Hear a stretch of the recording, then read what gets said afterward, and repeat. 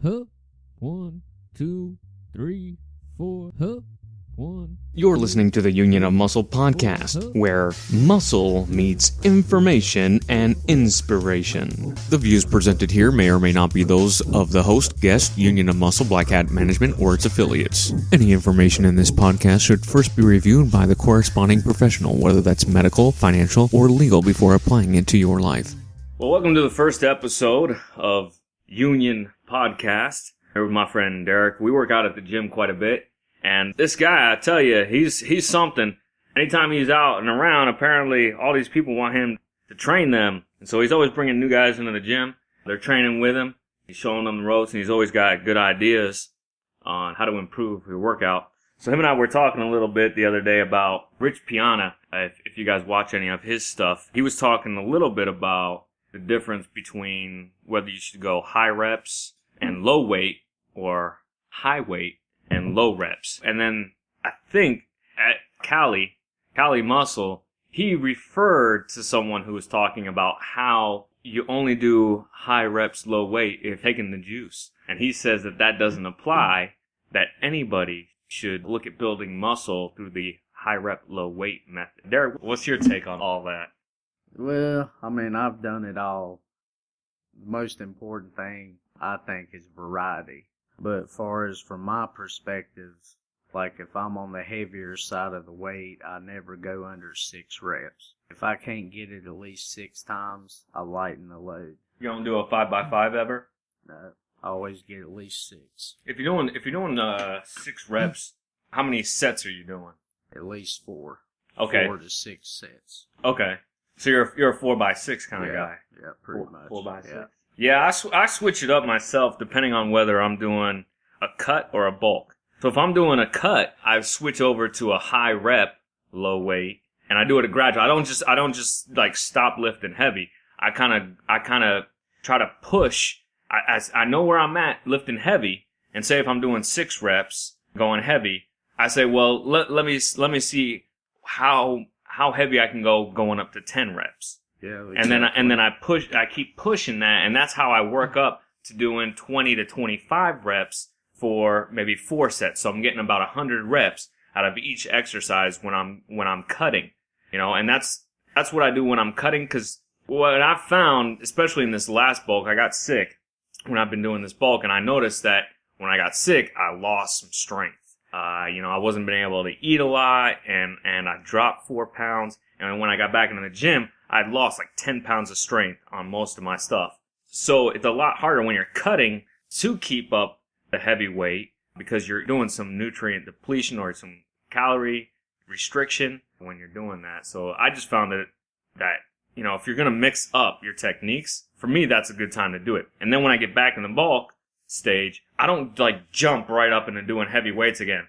I haven't, you're doing 100 reps, and all of a sudden I'm going to throw on, where I thought I was before and throw that weight. No, I gradually increase the weight and decrease the reps until I get back to where, I'm starting to increase the amount of weight I'm doing, trying to always improve.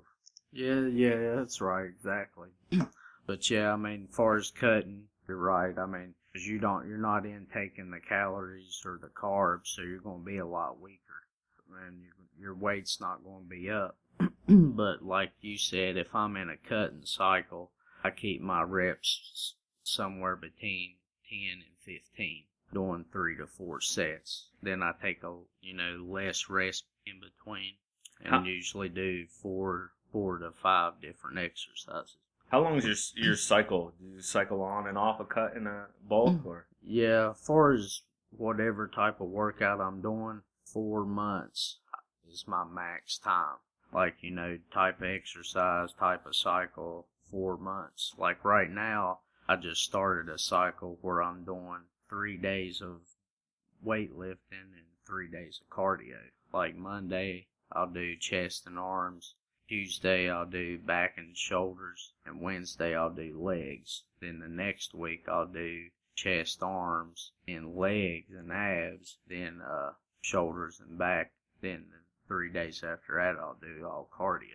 And you're going to do that for 4 months? At the max. At the max? At the max, 4 months, yeah. But whether or not 4 months, I at least do it for 4 weeks. At least 4 weeks. I think when it comes to bulking and cutting, it's so easy to want to kind of stop and flop back to if you're on a bulk and you notice that you're starting to gain some fat.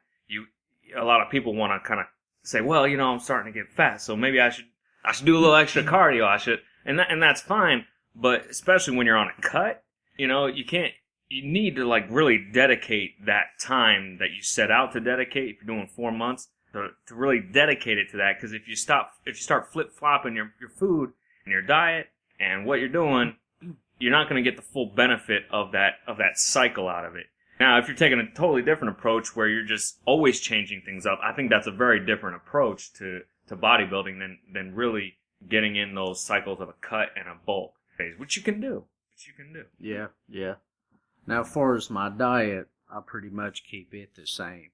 Now, like when I'm on a bulking side of it, I'll do like more carbs, more calories, but my protein, I always keep it about 2 grams. Now, as far as carbs, I'm always complex carbs. But my diet stays very clean regardless of what I'm trying to achieve. What are your complex carbs that you take? Brown rice, baked potatoes, sweet potatoes, oatmeal. That's pretty much about it on the carbs. And what do you mean you keep pretty clean diet, and why? Fish, chicken, lean meat. I just get better benefits out of it. Like when I first started lifting, I didn't have such a clean diet. And like I said, I've only really been back into it seriously for the last probably 4 to 6 months. But with it, when you keep your diet and your nutrition right, your gains will come a lot faster. What about calories in, calories out? It don't matter, right? Just as long as you get your macros right, your macros right. Yeah, like I said, calories, if you're trying to cut, you want to cut your calories back. You want to cut your carbs back. If you're wanting to gain, you're going to up them. As far as carbs, if you're about where you want to be body fat wise, I'd keep them about 15 per body pound. If you're 15 what? 15 grams. 15 grams of carbs per body pound. And if you want, if you're on the lean side needing to bulk up, do somewhere between 18 to 20. But as far as protein, I always keep it about 2 grams per body pound. Sounds good.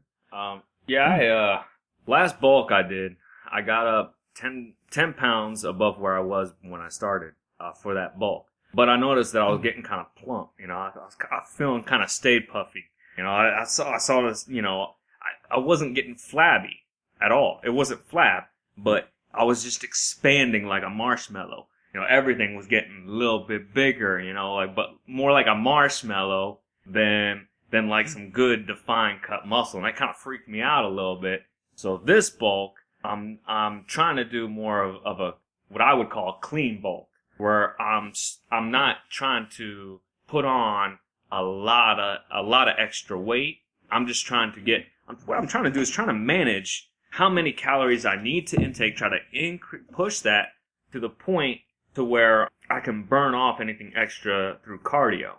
So that's kind of where I'm at right now. My goal is to increase those calories to where I'm starting to put on weight. When I start to see that weight go up, I'm not going to decrease the calories, but I'm going to increase my cardio. Right? So I can burn off anything extra I might be getting that's not muscle mass. That's kind of my goal this bulk. I can let you guys know how I'm doing. So far, I weighed in today. I lost 4 pounds when I got sick, so I'm starting to build up the weight again. And this morning I weighed in at 123.4. That's the scale at the gym. I don't know if it's calibrated right. I just use the same one every time, and that's the one I'll try to use when I tell you guys the weight, so it's off that same scale. I don't know if people are messing with it. I don't know it's not under lock and key, so people can mess with. I don't know. It's electronic, but that's the one I've been using. And then I did my body fat content, and what I did was I measured. So we have calipers at the gym that we go to. That's what I've been using. Those electric machines, have you ever tried the handle things where you hold on to the handle and they're supposed to, Does it work for you? Nah. It doesn't work for me either. Nah, I gotta use the calipers, and it's about the only way I've ever had any luck. Yeah, those things, it always sends an error signal. I don't know, it's because if I'm too short for it or what, but it doesn't work on me. And so I use the calipers. They say the best thing is the water submersion technique, but good luck getting one of those machines. So I did 5 sites. So what I mean by 5 sites is 5 different places on my body where I took measurements with the calipers. So I did the back of my tricep, and that's always going to come in at a very lean compared to some of these other areas. So if you're going to a gym and all they're doing is measuring the back of your tricep, that's a bit of a sales ploy. It's a bit of a sales ploy because that's the skinniest part of your body. I went to one gym. It was I can't remember. I would call him out. But you never know. It could have just been that person. But there was I'm not going to say sex either. I was tempted to say whether it was a male or female, but I think it doesn't matter. It doesn't matter whether it was male or female. But this person, they did the tricep measurement. They measured, and the calipers were like halfway around my arm. Like, it didn't pinch the skin at all. She had it like halfway around my arm, and she was all like, wow, that's a lot of body fat. And I'm like, what? Yeah, but you didn't even, like, the skin didn't come together or nothing. You were, like, measuring part of my tricep and saying that was body fat. Yeah, part of your muscle. Yeah, she was I think she put me at, like, 17% body fat. And this person put me at, like, 16% body fat based on that measurement. And I think this person was just trying to make themselves at that point kind of feel thinner than me. And I could tell they had a little bit more body fat than I did. And I don't believe I was. But anyways, usually just a bad measurement if you're taking one site and saying this is a representation of my total percent body fat when all you're doing is measuring one area. So the more areas you measure, the more accurate of a percent you're going to get of your total body fat, right? If you're just measuring your tricep, guess what? You're measuring the percent of body fat you have on your tricep. So I did 5 sites, tricep, my side. With my side, there's just, where the love handles grow. That's what we pinch, right? And then back, kind of that back fat area around the lat, around the back fat right there. Kind of in the middle, towards the middle, not on the side of the lat, but in the middle area there, on the back of the lat. And then the leg on my quad, pinch the quad right there. And then the chest up on the chest, kind of near the armpit. There's some good meat you can pinch right there usually. I did those 5 sites. Tricep, I got 4.75. My side, 8.5. Back, 9.25. Legs, 6.25. And chest, 8.5. Now, I've been told I'm pretty proportional when it comes to my body. I did when I was in college, I did some of those art classes for where they have to draw people. And that's the feedback I always got. Not that, anything was bigger than normal, but that I was proportional. But hey, we had on Speedos, okay? This wasn't the full Monte. It was Speedo. So, certain areas, you never know. I'm not saying anything. I'm just saying they didn't see that part. But other than that, I was pretty proportional. So you can kind of tell on a person who's known to be fairly proportional. These were the kind of measurements I was getting. My triceps were the lowest on body fat.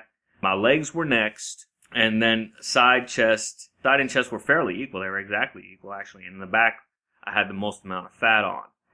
So I'm pretty lean. How do you take a percent out of that? What you do is you just take the average, right? So I have 5 sites. I add those all up together, add up all the numbers, and then I divide by the total sites I measured. So if I measured 3 sites, I would add them all up and divide by 3. This one I did 5 sites, so I add those all up, I divide by 5, and what do I get? 7.45. So I would claim that my body fat is 7.45, right? So I've got over 70 pounds of fat sitting on my body. I'm about 123, and 7.45% of that is all fat. That's what that means. Right? So that's well over 70 pounds of fat that's just flabbing around on my body. Okay? Sounds disgusting, but that's kind of the idea I'm trying to hit you guys with. That's kind of what that means. Now they do have charts that you can go off of, and I don't understand the deal behind these charts, because some of them will say different things based on your age and whether or not you're male or female. And I don't understand how my body composition would change as far as, fat placement, or I don't understand why I would have some other multiplier. Because what you're doing on those tables, you're taking that total score that you added up with the sites, and different tables give you different sites. So you'll have a table that's a 3-site table, so where you measured 3 sites on your body. Some tables will just say, well, this is your tricep. Based on your tricep measurement, this is your body fat. So I don't know if they're just trying to make up, if they're saying, well, I mean, I could see if there was one table for all ages, but they divided up in ages and sex. I don't see how being a different age, being a different sex, is going to change my percent of body fat, as far as calculating. I'm a short guy, so I haven't probably changed height since I was in high school, and I'm not in high school anymore. It's been a little while. So, probably since middle school. I probably haven't grown since middle school. And I'm well past middle school. As far as age goes, I don't see how my age would vary that much on my body. I could see height maybe, but age? What do you think? That's like one of those gray areas to me. The way I see it in all the charts I've ever read, it's like the older you get, the more body fat they give you, which I don't necessarily agree with. If you're 5'11", 30 and your body fat's 8, then it should be the same thing when you're 40. What's the whole point of this body fat stuff anyways? It's all body fat. If you're pretty much, to me, body fat, if you're over 20, you need to do something about it. 20% to me should be the max that anybody has. A good healthy body weight is around 10%. You're getting down in age like you're right at 7.5. You're on the lean side, which that's about where you need to be. And which most of your pro bodybuilders had, like in the competitions, they're in at 4 or 5% body fat. Yeah, I hear some of them get down to 3. I've heard. I don't know if it's true that a male can get down to 1% body fat and not die, right? Yeah, maybe. So I don't know if you want to sit at 1% body fat for very long. That might not be the safest thing to do, because if you burn something up, you're going to start cannibalizing yourself after that. You guys watch SciShow at all on YouTube? They have a really great overview on when you get catabolic, or when you start eating muscle. Basically, what I got out of it, and take a look if you watch, go on YouTube, watch it if you want, but they give you all the scientific background on what happens when you're starving your body, so to speak, or when you're going into a caloric deficit.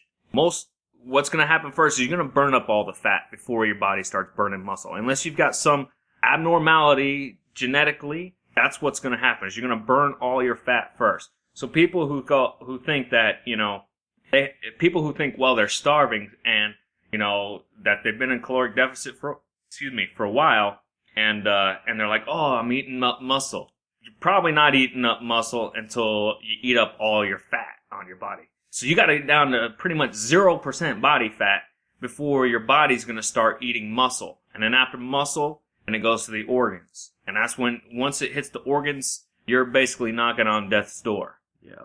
So you're not going to die from caloric restriction until you burn up all your muscle. And you're not going to burn up all your muscle until you burn up all your fat. I don't condone starving yourself. I've done intermittent fasting on a daily basis, and I do enjoy that for the most part. I've gotten to the point where I do enjoy that lifestyle. And there's a lot of benefits that go beyond the weight loss if you're living a high caloric restriction diet, and you can look up the research on what they've done with the lab rats when it comes to giving them that caloric restriction diet. They live longer lives. People who've been practicing caloric restriction, like they do in the lab rats, interesting things go on hormonally. It can go on hormonally. It can mess up with your hormones. So you really got to be careful. The way I look at caloric restriction diets or intermittent fasting is you still have to take in all the calories you're supposed to for the diet you're on. If you're bulking, if you're cutting. You still need to take those calories that you're supposed to take. The daily allowance of calories, so if you're calculating at, you need at least 2,000, 3,000, 5,000, whatever you calculate those calories that you need. When you're doing intermittent fasting, I think you still need to be getting those calories in. You just have a shorter window to do it in. You still should be eating enough to keep yourself alive when doing intermittent fasting. Have you ever tried the intermittent fasting stuff or any of that? I've fasted. I mean, even Ronnie Coleman fasts, which a lot of people didn't know that and things. But, I mean, I've read a lot of research on it as far as anybody in a bulking stage or trying to put on a lot of mass.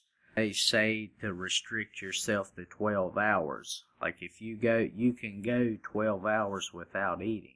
And they say anything past that's going to be a reversed effect, which is going to start having a negative outcome on your body. But I mean, it's good. I believe that, I mean, they say, you know, once you eat again, you know, as far as in the gym, within a couple hours after that, your test levels are a lot higher because you got a lot less in your body. And your lactic acids, that's another thing it helps with. But I mean, you know, if you're in the gym and you're trying to put on size, I mean, it's a good thing to do a couple times, you know, 1-2 times a month. But just keep it to where you're not going over 12 hours without anything to eat. Yeah, I'd say if you're really trying to bulk and all you're wanting to do is I want to get big, you need to eat a lot and lift a lot. You gotta lift heavy and eat a lot. So if that's your goal, like, it's very goal specific what you're doing as far as lifting and diet. Yeah, you know, if all you want to do is get big as quick as you can, as fast as you can, you're gonna have to eat a lot. You know, you gotta eat good. That's the main thing. You got to eat good. You can't eat bad. You don't want to put on bad weight. You want to put on good weight. And it might take you longer, but once it starts coming on, it'll gradually speed up. It'll take you a good 6 months to really see any dramatic change, but within the first 3 months, you should start really noticing the difference. Yeah, he said 6 months before you start getting something out of it. You probably heard me say this a lot, Derek, but my number one rule is consistency for weightlifting, for any type. And this is what I like about this podcast is I'm hoping we can take the ideas that comes from being dedicated to fitness and apply it to all other attributes in life so you can kind of increase your fitness in those other areas, financially, education, whatever else you're doing in life, you know, job, business, whatever. So the first thing is dedication, consistency. You got to be in the gym. You got to be consistent. It doesn't matter what people tell you about how to increase your form. It doesn't matter what people tell you about a diet if you're not going to go to the gym and work out.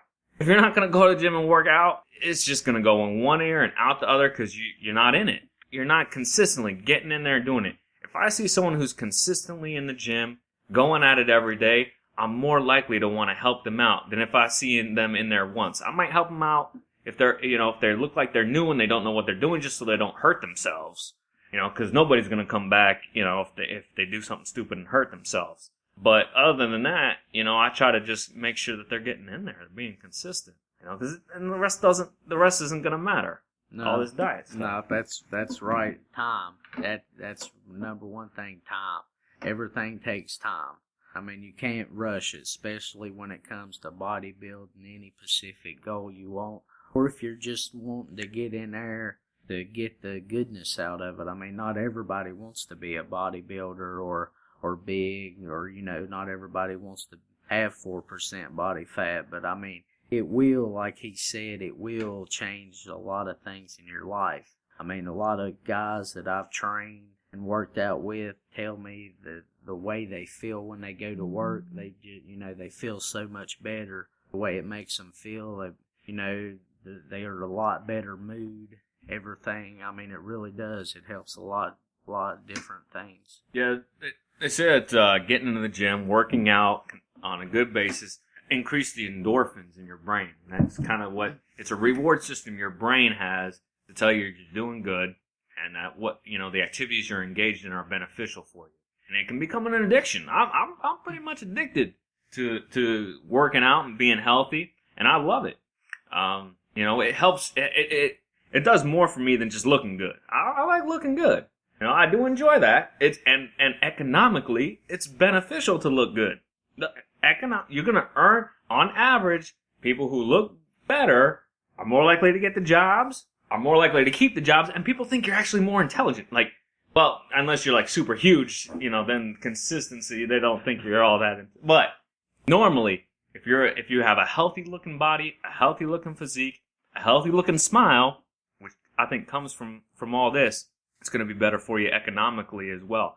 But emotionally, yeah, I get, if I'm having a bad day, if I'm not feeling it, if I can get into the gym and push things around a little bit, man, changes my mood tremendously for the day.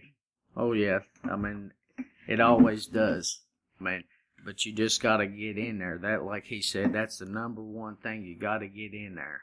And for the people that are in there, they're dedicated and they're in there at least 5 days a week, 4 at the least. Then that's when you start calculating what you want to do, what you're trying to achieve. I mean, you just can't go in there and say, snap your fingers and know everything. I mean, it takes time, and you do have to research, and you do have to try different exercises to see what works for you, because everybody's different. No, there's no two people that's the same, because what works for me might not work for this other guy. So, I mean, you have to take the time and the months of doing all these different things till you see what really works for you. And then once you figure out what's working for you, then you can start changing it up here and there to get what specific goal you want to get out of it.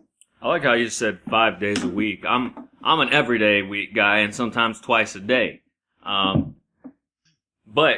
for instance, the other day I missed the night session. I worked too long during the day, and by the time I was ready to go to the gym, by the time I would have got there, I would have had a very short time to work out, and I was already beat. So I didn't go, but I had already gone that morning. So I felt okay. I could miss one session when I'm going twice a day. Missing one session ain't that big of a deal. But if I'm going 2-3 days a week and I miss one session, that can be a big deal. If you're going 5-6 days a week, you miss one session, it's not going to set you back that much. But if you're only going 2 days a week and you miss one, or you have I was talking to one lady in the gym. She's a mom. She's got kids that are a little bit younger than I am. She's got kids that are in their early 20s, and she's in there 7 days a week and everything like that. And that's what, she missed a day, and she was kind of, beating herself up a little bit over it. But she's in there every day. So I told her, I said, listen, it's okay if you miss a day when you're going every single day. You miss one day and you're going every single day, not going to be that big of a setback. It might be good actually to get a little bit of rest on your body so you can go in there fresh. But I told her, I said, listen, it's only a big deal if you're only going once or twice a week. If you're going once or twice a week and you have a bad workout, you're not feeling good, having a bad workout affects it. But, if you miss it or you have a bad workout when you're consistent, not going to be that big of a deal. No, you're not going to be a big deal, but my personal opinion and the things I've seen through the years, if you're in it, you need to at least go 3 days a week. If you're not going at least 3 days, I just don't believe that you're going to get a lot of benefit out of it. And far as, like he said, he's going, right now he's doing 2 a days. And, he's hitting it in the morning, then in the evening, splitting his body parts up. And with him doing that, after so long of doing it, your body does get wore down and does get to where the endorphins quit kicking in so much. Your testosterone does start to deplete. Hey, man, talk about my testosterone that way. Oh, yeah. And after, when it's depleting. So, I mean, if you're in it, you've been doing it for a long time, it's good to take a few days off here and there, let your body really heal. And I've read a lot of articles and research, and they say, 7 days, you're okay, your body won't start changing, it won't start going backwards. Anything past 7 days, you start depleting. Your muscles start shrinking. So I'm in danger. My muscles shrinking? Yeah. You missing a week, man. You're going in the backwards. You're going backwards. So yeah, I mean, it's good to take a week. Just don't take 2 weeks. You take 7, 8 days, you're alright, but don't be taking no 14 days off. because you're going to lose. I mean, you're not going to lose a lot, but you're going to lose. You're going to lose enough to tell a difference when you do get back in there. That's why sleep is so important when you really start getting into working out. A lot of people have this mindset that in life you need to be pushing it in every attribute, going at it hard on everything. The hard thing is that you need to include sleep in that. You need to kind of go hard on sleep. You gotta, if you want to be fit in life, not just muscularly, not just business wise, not just family wise, not just friends wise, you gotta look at sleep too. You need to be able to, your muscles grow when you're sleeping. That's what I've heard. That's when your body's changing. That's when your mind is changing. When you're sleeping, those dreams that you're having, what's going on is your mind's compiling all this information. Your brain is changing at night. Your memories are being recompiled, reconfigured, and you can have some trippy dreams going through all that. But that's what's going on in your mind in your sleep. In your body, that's when your body's making all the changes. You bust, all out. I was gonna say something I probably shouldn't on a podcast. Leave that out. Leave that out. We're trying to keep it clean. If just an aside real quick, I'm going to try to keep this podcast clean for the most part so anybody can listen to it any age. If I find that we have a guest who I don't want to hinder their ability to communicate, because that's just how they communicate, then I'll give a little warning ahead. I'll say, this podcast is rated maybe like NC-17 or something like that if we're going to have some explicit. But when I put this on iTunes, you have to mark right away whether the whole thing's explicit or not. I'm not sure how I would indicate yet. Maybe there's a way that you can indicate per episode if it has explicit content in it or not. So I'm going to try to keep it clean for the most part. But going back to sleep, you got to get serious about sleep. If you're trying to lose weight, eating food right before you go to bed, probably not a good idea. Probably not a good idea because guess what? Your body's going to spend energy digesting and not changing your body. You want sleep. You want to get the most benefit out of sleep as you can, just like you want to get the most benefit out of each rep that you can, because your time's important. And if you're going to dedicate your time to something, you want to get the most out of it. So if you're going to dedicate your time to sleep, which everyone needs to, try to get the most out of it. Don't eat right before you go to bed if you're trying to lose weight. Your body's going to spend time digesting and not changing, not burning fat, not changing into the body and the mind that you want. This sounds like pretty normal stuff. Man. Yeah, that's a no-brainer. I mean, plenty of pros, plenty of doctors, nutritionists, they all tell you, far as the weightlifting side of it, to me, weightlifting and nutrition go hand in hand. And right underneath that's rest, your sleep. If you're not getting your rest, your sleep, you are not going to grow.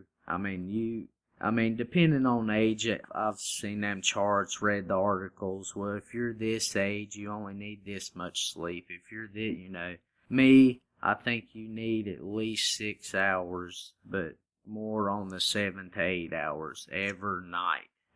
When I'm working hard, I need about 9.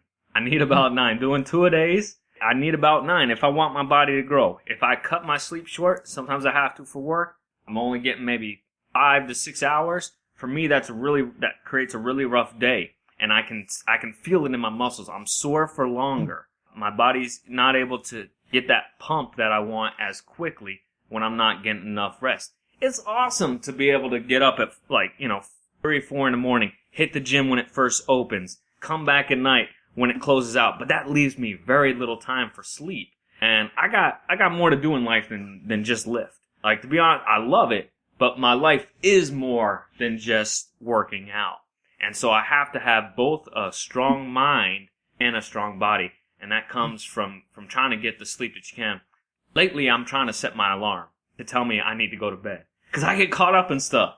I'm trying to get one more thing done that day. I just want to get one more thing done. I'm a very goal-oriented person. And I even put in, time to relax. I just, shut everything off. Either I'll watch TV, play a video game, but it's hard for me. Even when I do that, I'm like, oh, there's something else I could be doing more beneficial with my time.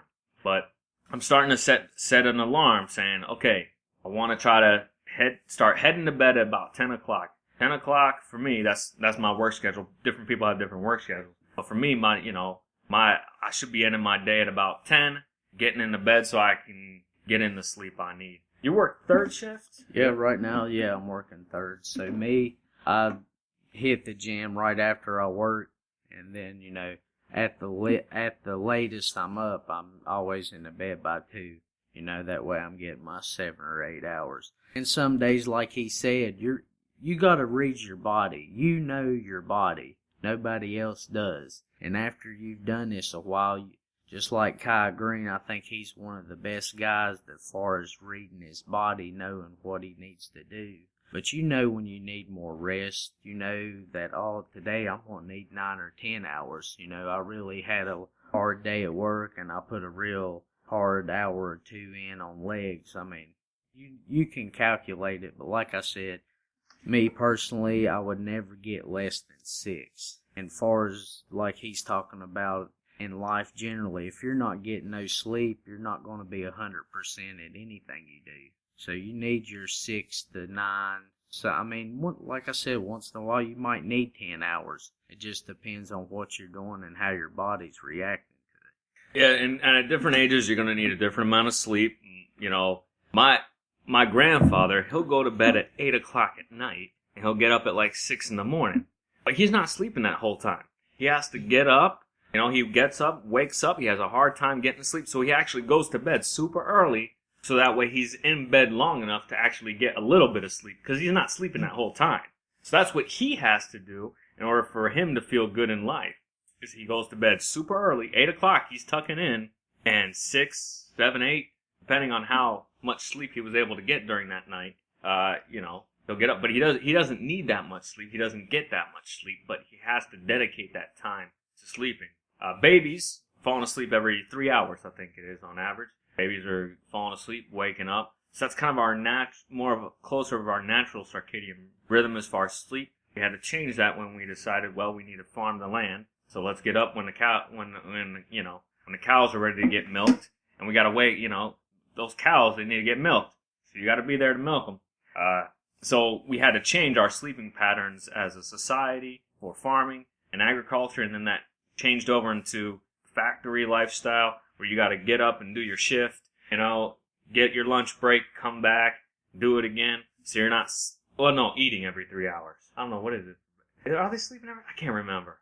It was eating or sleeping. I know I eat every 3 or 4 hours. Eating every 3 hours. That's it might be sleeping. You can read studies on sleep. There's tons of sleep studies. Some say that our natural cycle is a 26-hour period, and in about 100 years, the Earth's rotation will change to where we're on a 26-hour day. So just wait around, be healthy. 100 years, you'll see it happen. But when I was in school taking classes, my classes were 3 hours long. That's hard.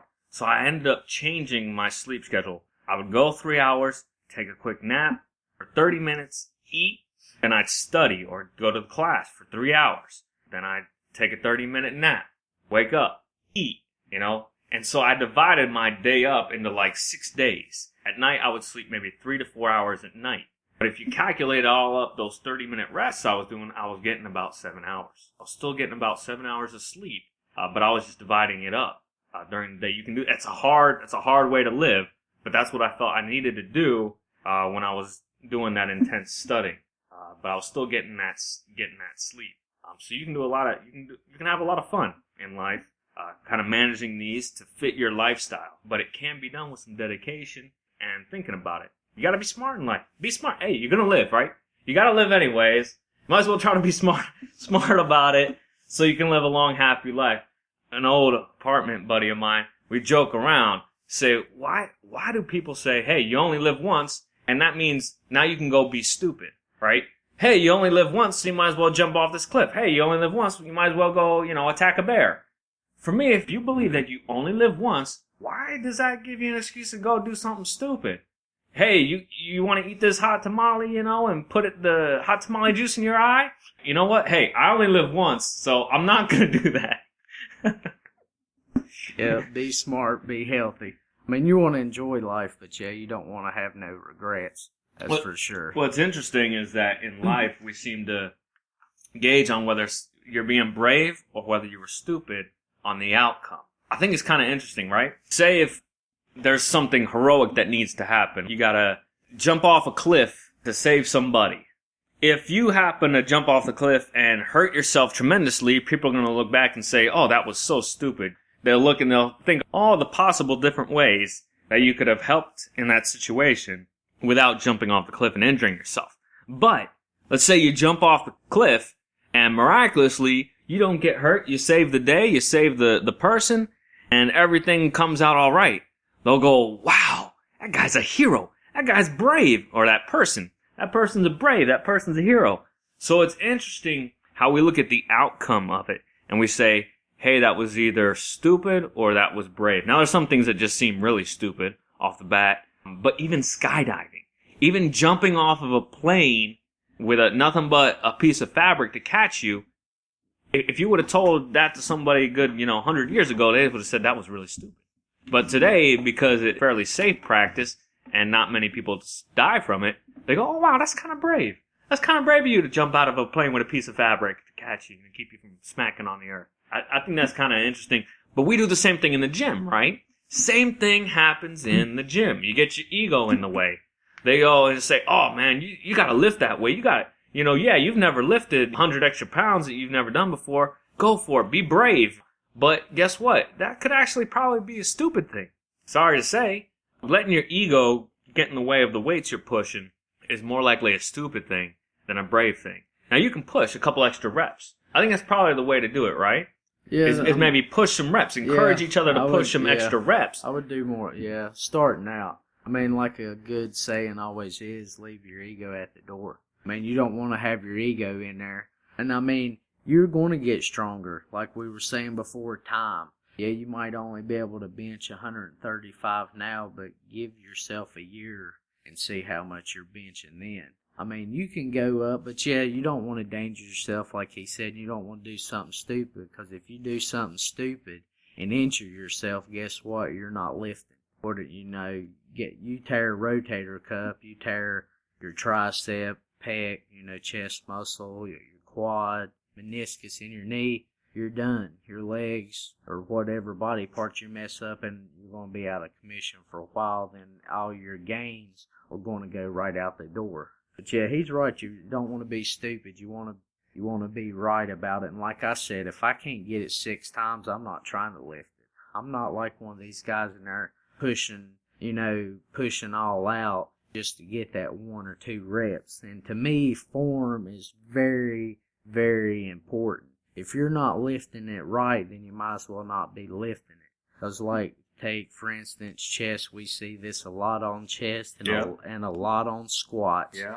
If you're not squatting all the way down or at least parallel, then you might as well not be doing it. And same thing for chest. If you're putting your back into it and raising up, then you're getting your shoulders, you're getting your legs, and you're getting a lot more body parts in it. So you're really defeating the purpose, and you're hurting yourself more than you're helping yourself. So, I mean, he's right. You need to always be conscious and do the smart thing, not the stupid thing.